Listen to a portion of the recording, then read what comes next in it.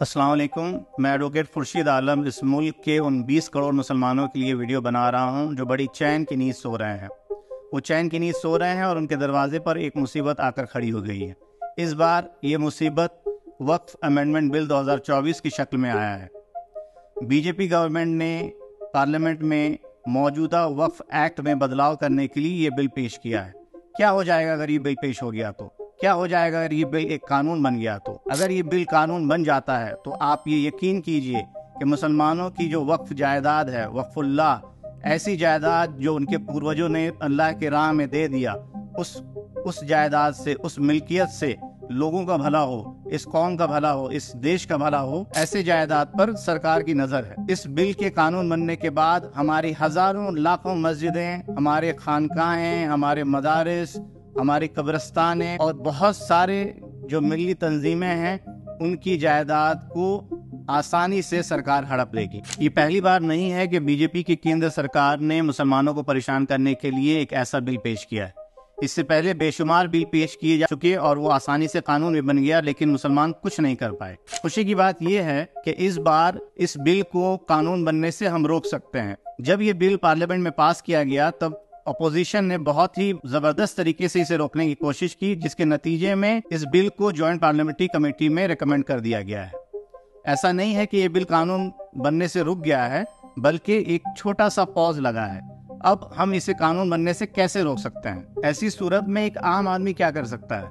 जिस तरीके से डेमोक्रेसी में हर एक वोट की कीमत है, उसी तरीके से इस पूरे मामले में हर एक आम आदमी की राय की कीमत है।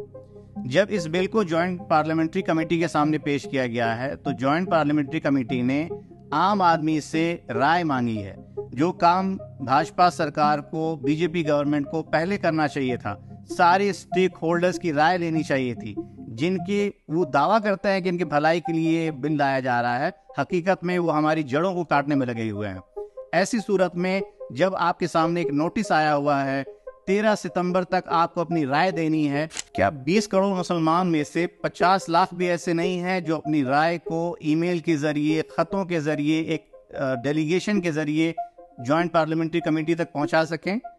हम जानते हैं कि ये पूरा काम बहुत ही टायरिंग है। आप कैसे एक मेल को बनाएंगे, किस तरह से अपनी बात को रखेंगे। हमने आपके काम को बहुत ही आसान कर दिया है। हमारे पास एक खाका तैयार है। उस खाका में हम क्या कहना चाहते हैं सरकार से, हम क्या कहना चाहते हैं ज्वाइंट पार्लियामेंट्री कमेटी से, वो सारी चीज़ें लिखी हुई हैं। सिर्फ आप स्क्रीन पे दिए हुए QR कोड को स्कैन कीजिए या फिर लिंक को फॉलो कीजिए और ये लिंक आपको आपके ईमेल बॉक्स तक ले जाएगा। वहाँ से आप बड़ी आसानी के साथ मेल भेज सकते हैं, अपने एहतजाज को, अपनी राय को दर्ज कर सकते हैं।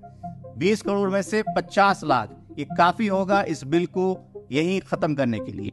हमें मांग करनी है पूरे बिल की रिजेक्शन की, ना सिर्फ एक क्लॉज, ना कि 2 क्लॉज, बल्कि पूरा का पूरा बिल। जब JPC ने नोटिस जारी किया तब बहुत सारी ऐसी तंजीमें हैं, बहुत सारे ऐसे इदारे हैं, बहुत सारे ऐसे इंडिविजुअल्स हैं जिन्होंने क्लॉज की आपत्ति जाहिर की, क्लॉज में कमियां ढूंढी, लेकिन हम पूरे बिल को रिजेक्ट करने की मांग करते हैं।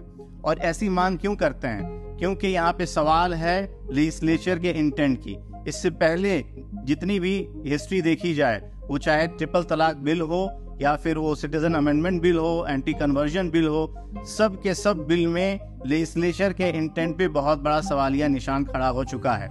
इस बार हम इस पूरे बिल को नकारते हैं, रिजेक्ट करते हैं। एक तारीखी मस्जिद के गिरने का गम हम आज तक अपने सीने में लिए बैठे हैं, और अगर ये बिल पास हो जाता है तो आप अंदाजा भी नहीं कर सकते हैं कि कितनी मस्जिदें, कितने मदारिस, कितने खानकाहें और कितनी कब्रिस्तानें हमारे हाथों से निकल जाएगी और हम कुछ कर नहीं पाएंगे। इसलिए आप दिए हुए QR कोड को स्कैन कीजिए, उसमें जो खाका बना हुआ है उसको आप ज्यादा से ज्यादा तादाद में शेयर कीजिए, अपनी राय को ज्वाइंट पार्लियामेंट्री कमेटी तक पहुंचाइए ताकि इस बिल को पास होने से रोका जा सके। और मेरी इस वीडियो को अपने ज्यादा से ज्यादा साथियों तक शेयर कीजिए ताकि ये पैगाम भारत के हर कोने तक पहुंच जाए।